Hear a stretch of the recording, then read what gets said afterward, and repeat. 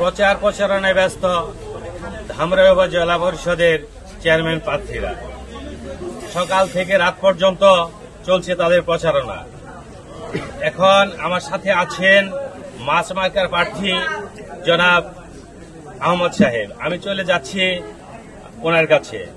আপনি উপজেলা নির্বাচনে পাশ করলে আপনি ধামরাইয়ের জন্য কি কি উন্নয়ন করবেন? আসসালামু আলাইকুম, আমি আলহাজ আহমদ হোসেন, ধামরা উপজেলা পরিষদের চেয়ারম্যান প্রার্থী। আমার প্রতি কই মাছ মার্কা।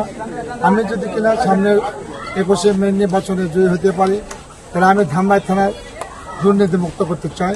আর সেই সাথে ধামরাই থানার যত রকম উন্নয়ন আছে, বিশেষ করে যে সমস্ত উন্নয়ন, রাস্তাঘাট, পিচ কালভার্ট সহ এলাকার যে সেবার মানটা সে উন্নয়ন করতে চাই।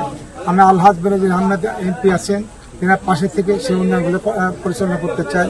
কারণ যেহেতু শেখ হাসিনা এই দেশটাকে স্মার্ট বাংলাদেশ বানাতে চাচ্ছে, সেই স্মার্ট বাংলাদেশের অংশ হিসেবে ধামরাই স্মার্ট ধামরাই হবে সেই আশাবাদ ব্যক্ত করছি। এবং সেই সাথে ধামরাইবাসীকে অনুরোধ করছি যে ধামরাইটাকে উন্নত ধামরাই তৈরি করার জন্য, স্মার্ট ধামরাই তৈরি করার জন্য তিনারা যেন আমার পাশে থাকেন, আমাকে দোয়া করেন এবং 21শে মে নির্বাচনে কই মাছ মার্কায় ভোট দেয় এই আশাবাদ ব্যক্ত করে সকলের সুস্বাস্থ্য কামনা করে এবং ধামরাইবাসী উন্নয়নের চিন্তা ভাবনা করে আমি আমার বক্তব্য শেষ করছি। আল্লাহ হাফিজ, আসসালামু আলাইকুম, সবাইকে ধন্যবাদ।